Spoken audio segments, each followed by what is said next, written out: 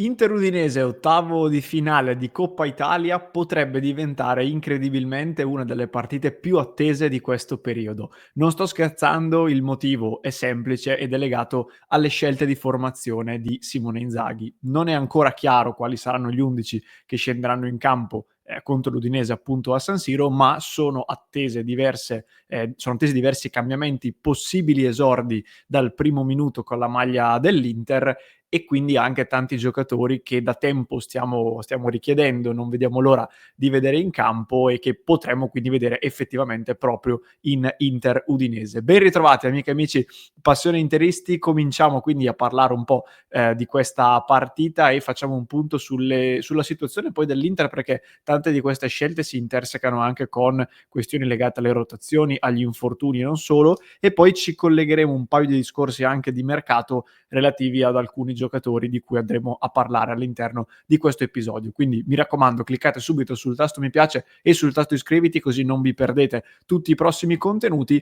e cominciamo appunto a parlare di Inter Udinese, partita che si giocherà giovedì 19 dicembre alle ore 21 a San Siro. Sarà visibile in diretta su Canale 5, ma anche noi di Passione Inter, come per ogni partita, saremo live a partire dalle 19:45. Anche se questa volta la gara sarà visibile in chiaro, mi raccomando seguiteci, perché come ben sapete ci divertiamo. L'ultima partita contro Lazio è stata un po' particolare anche a livello di gol, però ci siamo divertiti anche e soprattutto nella ripresa con alcuni giochini. Come arrivano le due squadre? Momenti abbastanza differenti. L'Inter arriva bene, direi, non a caso appunto arriviamo da una partita straordinaria, vinta 6-0 contro la Lazio, nonostante le solite polemiche che ormai anche dopo le vittorie girano, a partire da alcuni personaggi che cercano di far parlare di sé dicendo le cose a mio parere abbastanza fuori dal mondo. E infatti personalmente preferisco ascoltare le parole, per esempio, di un Tony Cross, che proprio in queste ore ha detto che probabilmente non si sarebbe trovato così male a giocare nell'Inter in questo momento, piuttosto che le parole di altri che invece si focalizzano su certi discorsi che lasciano un po' il tempo che trovano. Oppure preferisco banalmente vedere i numeri, e l'Inter contro la Lazio ha messo insieme, oltre ad aver fatto 6 gol e ad aver distrutto una delle squadre più in forma del momento, ha stabilito un altro record. Intanto ha raggiunto i 40 gol in Serie A, diventando il miglior attacco, superando l'Atalanta che era ferma a 39, ma poi ha raggiunto i 47 gol segnati in trasferta in tutto l'anno solare 2024, un risultato che nessun'altra Inter prima d'ora era riuscita ad ottenere. Questo è solo uno dei tanti risultati che abbiamo raggiunto nel corso di questi anni, dei numerosi record che l'Inter di Inzaghi ha battuto, a coronamento però della cosa più importante, che ripeto è stata la grande vittoria. L'Udinese al contrario arriva da 5 sconfitte nelle ultime 7 partite, abbastanza pesante, soprattutto non tanto l'ultima contro il Napoli, che vabbè erano passati in vantaggio però affrontavano comunque una squadra forte. Prima di quella avevano battuto il Monza e poi però avevano perso prima ancora in casa contro il Genoa. Quella forse è stata una partita,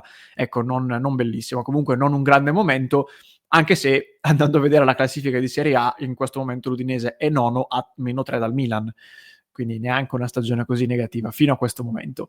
Venendo però al succo del discorso, cioè alle scelte di formazione, c'è grande attesa per la formazione. Stanno circolando le prime ipotesi e vi dico che non è molto chiaro quale possa essere lo schema, cioè lo schema è il 3-5-2, però la scelta degli uomini di Simone Inzaghi, perché ci sono tantissime possibilità, tantissimi possibili cambiamenti che potremmo vedere in campo.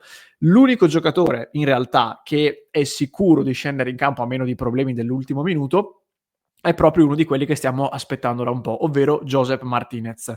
Simone Inzaghi nella conferenza stampa post Lazio-Inter ha confermato appunto che farà esordire Martinez contro l'Udinese, dicendo anche che si sta allenando bene ormai da tempo e avrebbe voluto farlo esordire prima, però poi non c'è stata la possibilità. Ci sono state comunque tante partite importanti che l'Inter ha giocato. Secondo me almeno in un paio di gare avrebbe anche potuto lanciarlo, però comunque già da tempo ormai il mirino era puntato su Inter Udinese, era abbastanza scontato che potesse esordire appunto in Coppa Italia.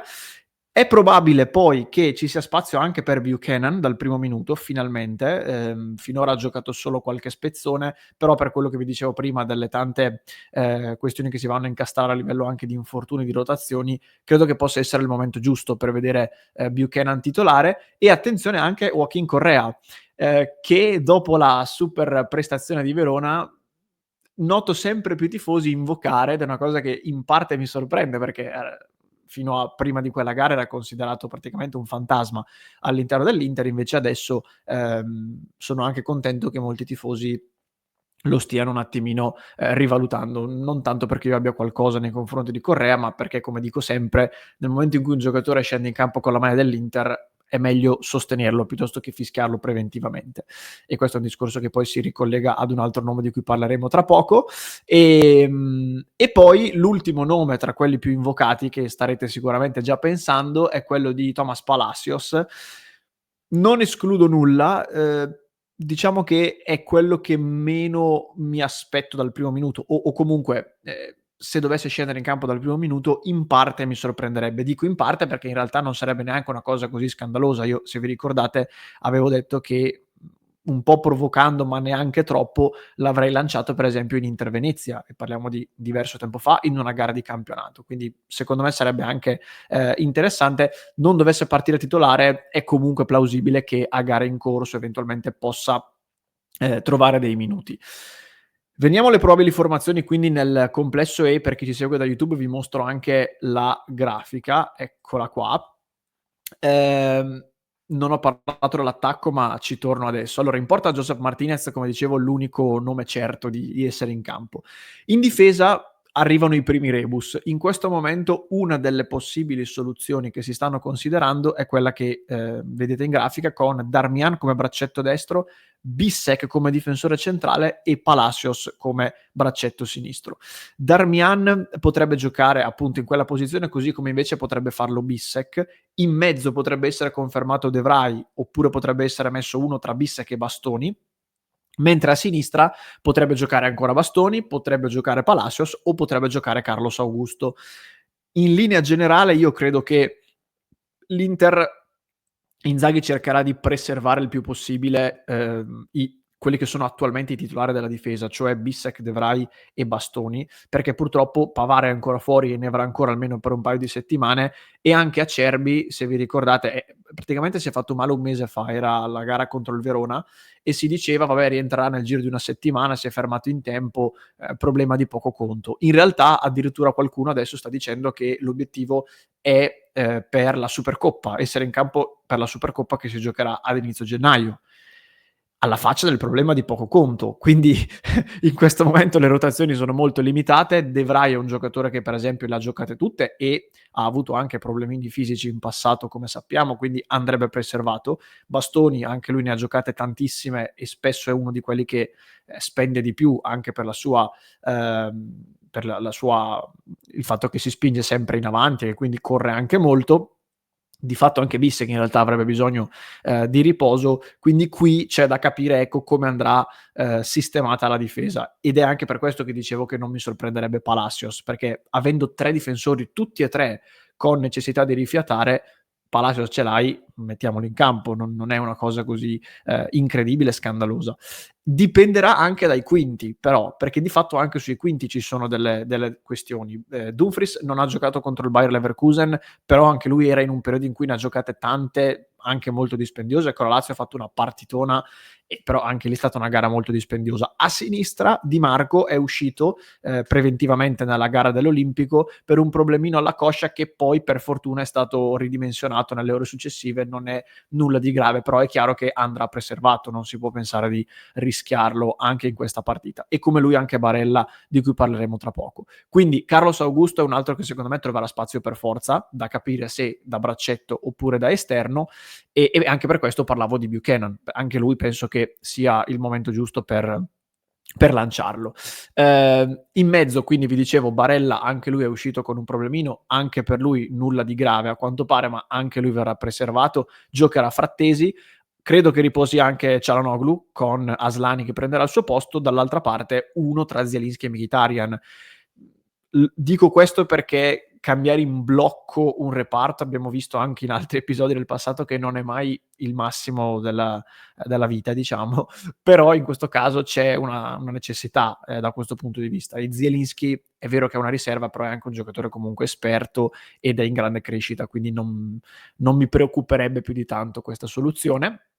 In avanti, la coppia che viene data come più probabile è Taremi-Correa, ed è una coppia che per caratteristiche è molto interessante, e forse vedremmo per la prima volta in stagione una partita in cui Taremi potrà essere un po' più presente in area di rigore, potrà avere qualche chance in più di fare gol, perché intanto è molto probabile che l'Inter non farà una gara difesa e contropiede, per sintetizzare il concetto, come abbiamo visto fare col Bayer Leverkusen, ma nella maggior parte delle volte in cui Taremi è stato impiegato in campo.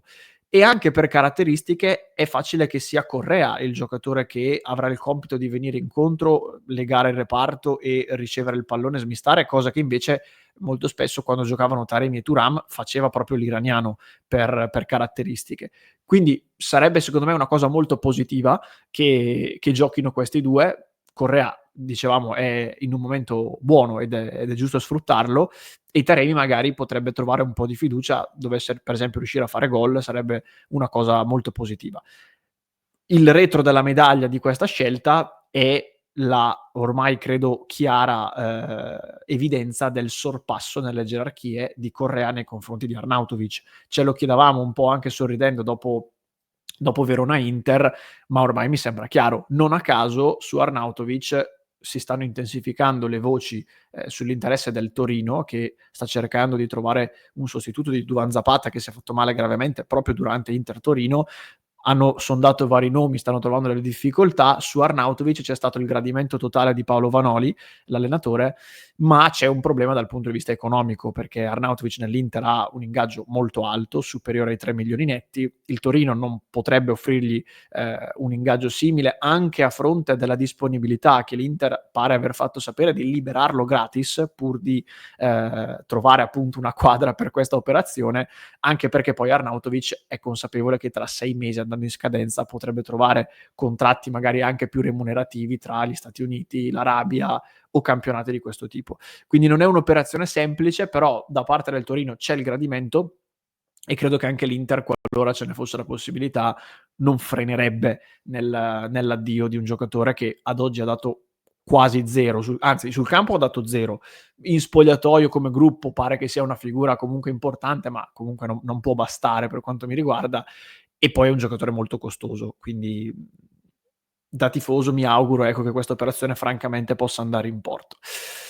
Questa quindi era la questione, ed era il punto su Inter Udinese. Tanti giocatori attesi, tante possibili novità di formazione, quindi io intanto vi invito ancora una volta a cliccare sul tasto mi piace a questo contenuto e ad iscrivervi al canale, perché giovedì sera voglio vedervi in diretta con noi a seguire questa partita. Credo che ci divertiremo. Diciamo che un ottavo di Coppa Italia non è magari il massimo della spettacolarità, anche se non è detto, però ci divertiremo a vedere tutti questi nuovi giocatori e a misurarli per la prima volta. E a questo proposito, fatemi sapere nei commenti il giocatore che attendete di più, quello che non vedete l'ora di vedere in campo tra i vari nomi di cui abbiamo parlato. Vi aspetto nei commenti, e poi vi aspetto anche nel club di Passione Inter su www.passioneinter.club se volete unirvi alla nostra community e supportare il nostro progetto. Ed infine, come sempre, per chi mi segue in podcast lo trova in descrizione, mentre se mi segui su YouTube ti lascio un altro approfondimento qui da recuperare.